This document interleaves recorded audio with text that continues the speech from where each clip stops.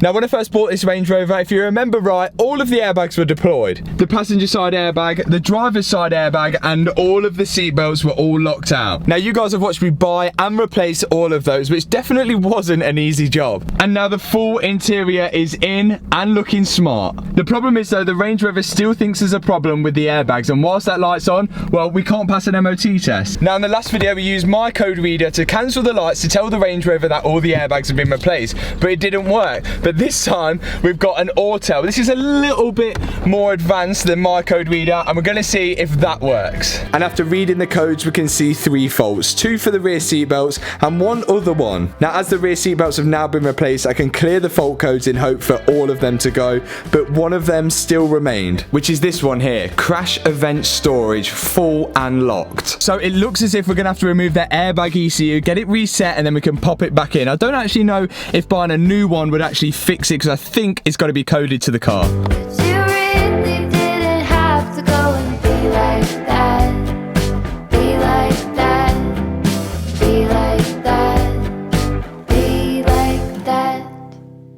Now, I must apologise to you guys because I left you in the dry saying that I've got the new upgraded rear lights for the Range Rover, and then I didn't actually have time to fit them.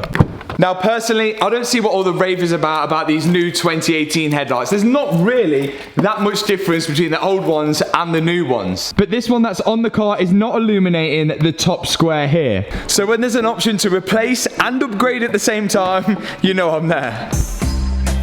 Now, seeing as we're continuing on the theme, to transfer pretty much everything from the 2015 model into the 2018 model, the rear lights are next. They're pretty easy to remove. There's just 2 Torx bolts, and then we can pull it out of its place and remove the electrical connector. Now, on the back side of the lights, they look pretty much identical. So just out of curiosity, I'll try to plug in the new one and just see if it works, but, well, no luck. So, time for some modification. Here's a diagram that I found online on the left-hand side. On the bottom is the wiring pins for the 2015 model, and then on the top is the wiring for the 2018 model. It's the same electrical connector, just Range Rover has moved all the pins around. So before I started pulling out the pins from the plug, I labelled up all the wires on what they were actually for. And then I could remove this little red tab on the inside of the plug, and that will allow me to pull the pins from the actual electrical plug. Now, as I've labelled up all the wires here, it's going to make my job a lot easier, because now all I've got to do is pop the wires back in the plug in the 2018 order. For example, the tail light goes in the top left, the brake light goes in the top middle, and the reverse light in the top right. Okay, so wiring is all done. Not feeling very confident because we all know how lights and my channel goes, well, more specifically me. I've got them all labelled up, so worst case we can all switch them around, but let's see if that works. And if it does work, we've got to do it all again on the passenger side. So we just plug it in, same plug as the standard plug, clips in nicely. Oh God, here we go. Oh no. Okay, ready? Yeah. Side lights. Yeah? Yeah. Have we got side lights? Really? Well, both of them are on. Yeah. Yeah. Brake. Yeah. Yeah. I've got one more to check the reverse light. Yeah! The reverse. So surprisingly a success. I don't know why I doubted myself. New 2018 rear lights fitted to a 2015 Range Rover. Just a passenger side left to do, and it's all complete.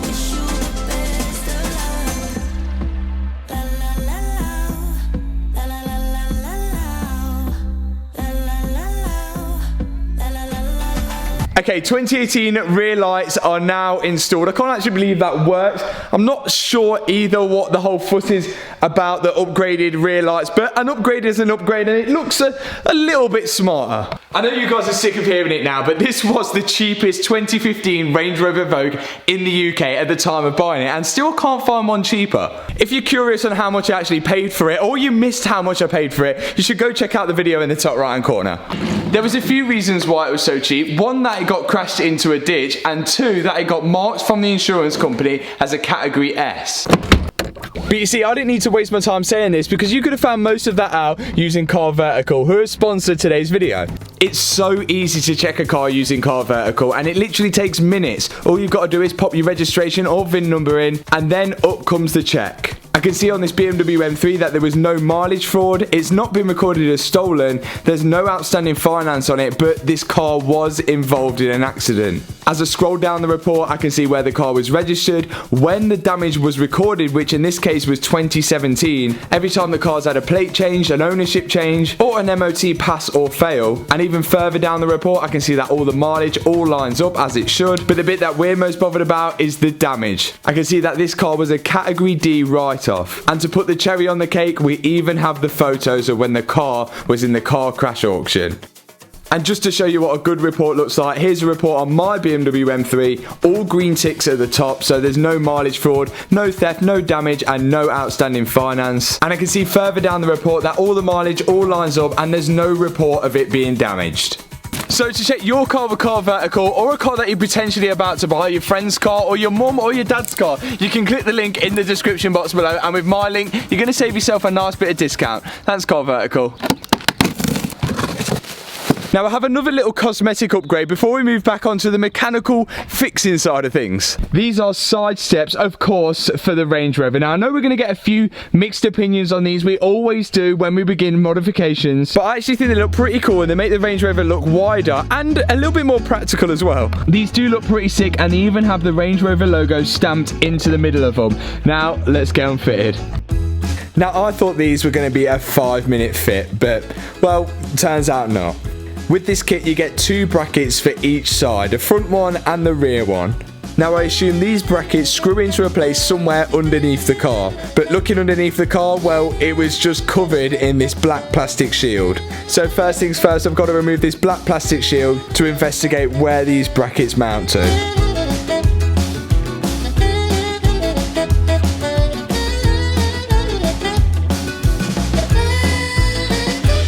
And once I got the shield down, it was pretty clear to see where the brackets are supposed to mount to. There was already a hole with thread in it ready to bolt the brackets to, so maybe I'm thinking side steps were an optional extra when buying the Range Rover, being that the threads are already there.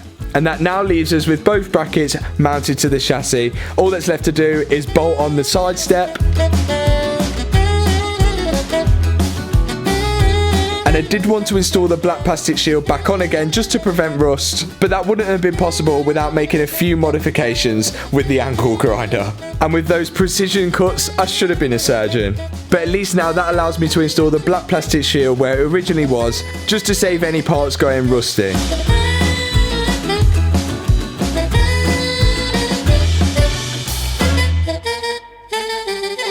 And that is job done. And there we go, one side step installed. Very good and very nice. Hannah is going to be the first one to just demo it out. This is where it completely breaks. I'm going to proper stand on it. Go on then. Oh my god! Yeah, there's a bit of flex in the middle. Perhaps they're meant to be maybe a bit for show. Okay. Well, it's still it's not meant for two. Yeah, one step is fine. I don't think you're supposed to bounce on it. No, I don't think you're meant to bounce on it. Yeah, but I mean, I'm not heavy. Yeah, but one foot, not 2 foot. And on cue, Screensaver arrived with a brand new windscreen for the Range Rover. Of course, the old windscreen was smashed in the accident. Now, it's pretty interesting the way they removed the screen. They use a tool on the inside of the car, then thread this sort of wire to the outside, and then crank the wire tight, which breaks the seal for the windscreen, allowing them to remove it. Now, the lads thought that this windscreen had been replaced before because a look at the state of the roof lining, and they say that would have happened because they didn't use the same tool that they used. It just saves any sharp edges touching the roof lining or any part of the panels. But with the old windscreen out, they can now place on the fresh new windscreen. And these screens aren't cheap. This was just over £500 for this.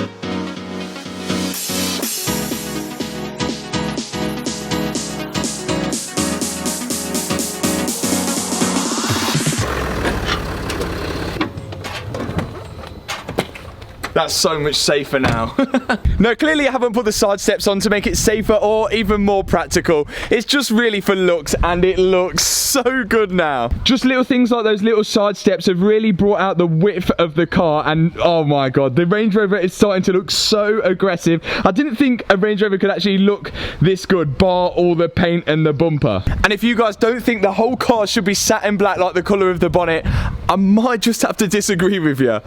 Now I'm getting distracted again with modifications. There's still more lights to work at on the dashboard. We still need to track down where the airbag module ECU is so we can remove that and send that off. We have 2 more lights on the dashboard, I think. One is the washer fluid, which I'll explain, and then also the tyre pressure warning light. Now this is the part where I regret my decision with the side steps. I actually couldn't put the car in the ramp because the side steps were covering over the jacking points. So I had to get back underneath them and remove them so I could put the car back in the ramp. But luckily enough, the side steps are pretty easy to remove now. Okay, so first thing, the washer fluid. Although it does seem like you might just need to top up the washer fluid, that's not the case with the Range Rover. So underneath here is a big washer bottle which holds all the fluid for the washers that power onto the windscreen, onto the rear screen, and then also onto the headlights as well. This has 2 motors on it. You've got this motor here and that motor there. This one powers the washer jets on the back window, and also it powers the washer jets for the bonnet as well. Now this one should have pipes going over and down here, which connects to these 2 pipes, which are the ones which come out for the headlights. Hopefully you're still with me. Now this motor here, you can see, is broken the tabs off and there's no more lines. So first things first, we need to replace this. Then we can get onto the arch lining, which is another issue in itself. Removing the motor, pretty easy and straightforward. Electrical connector off the top, and then it literally slides out its position. And it's in with the new one the same way that we removed the old one.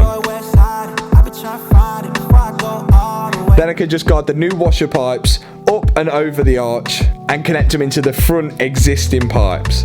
These pipes don't hold a great amount of pressure, so they are just push fitments. And with them in, I can just tie them out away with a little zip tie.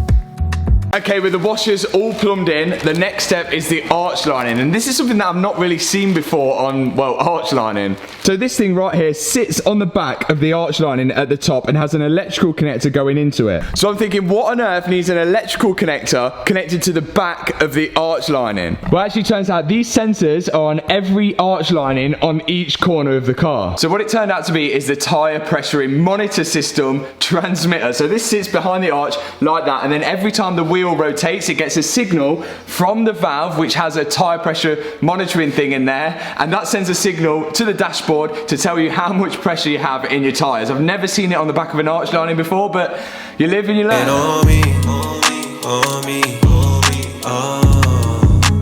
And that's the cool thing about working on different cars. Different manufacturers do things in different ways. But now with the transmitter in place and the arch lining in place, it's starting to look more complete under the wheel well. Tell me why they sleeping on me, on me.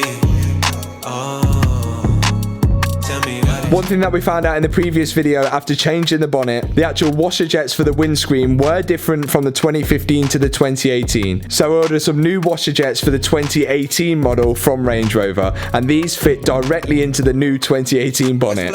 Country grammar out the slammer, way too free, and I rep my set. Young OG loves my drug and IOD, prize my heel, my Achilles. Yeah. With all the new washer jets now all plumbed in, it's time to top up the washer fluid. And well, we had a leak.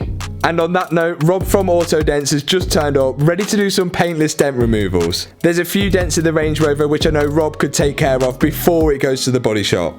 Rob quite obviously uses a paintless dent removal technique. Normally after working out any dents on a car, they wouldn't have to be painted. But on the Range Rover there's some pretty deep scratches and some pretty harsh dents on the body lines of the car. So Rob got it to the best he could before it went to the body shop.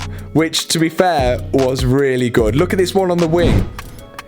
It's almost disappeared. There's a lot of jobs that I attempt myself, but removing dents is definitely not one of them. And finally, we have some new washer jet covers for the 2018 model because the 2015 model didn't fit, but surprise, surprise, the 2018 washer jet covers don't fit the 2015 washer jets. So the washer jets on the bonnet for the windscreen, they work. We've got some dents which have been pulled out. We have some bad news about the washer tank. It seems to have a little hole in which has sprung a fair bit of leak on the floor, so that's going to need to be replaced. And we also look like we need to order the new washer jets for the actual headlights because they don't seem to fit the new style washer caps. God knows why they changed them in a new year. We're now in touching distance of getting this Range Rover back on the road. And I wouldn't like the UK's cheapest Range Rover to go back on the road with 140,000 miles on the clock without having a nice service. So let's crack on with it. Now, although I actually do have full service history from the Range Rover, it has been sat for quite a while, so you're better safe than sorry. First thing out is the oil filter, which is on top of the engine, really easy to get to. Now, underneath, a lot of the stuff is covered over by this massive metal shield, which I can understand for an off-road car. And with that down, I can now access the sump bolt. After undoing the sump bolt, that will let all the oil out of the engine. And all over my workshop.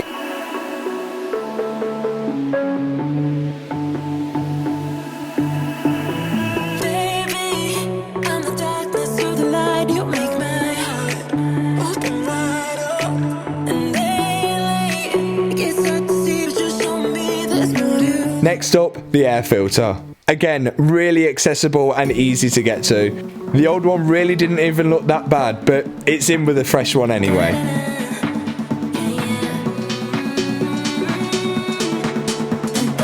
After that, it's the fuel filter. This is a diesel car. We all know how dirty diesels can be. And once again, thank you Range Rover, because this was in a really easy position.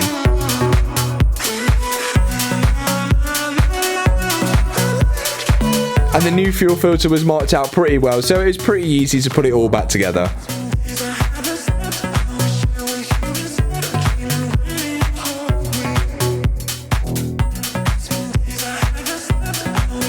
And finally, last but definitely not least, the oil.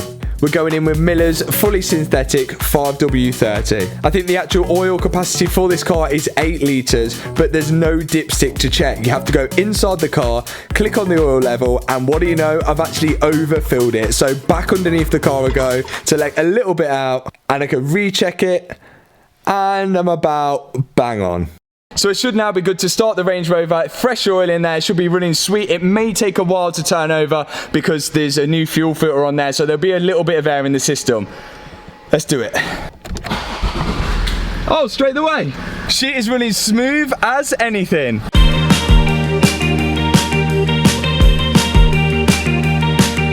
So job well done, just time to put everything back together now. And giving the engine bay a quick going over with the MA detailer, and then finally the SILISHINE as well. Both of these products are available with a link in the description, but it's got the engine bay looking nice and shiny again, just like new. And there is another thing that has been bugging me before this car goes to a body shop, and that is the trim. Most of the trim on the car has been de-chromed to black, apart from this one on the boot. So I got out the Hexis de-chroming tape and started to de-chrome, in my opinion, that ugly silver trim.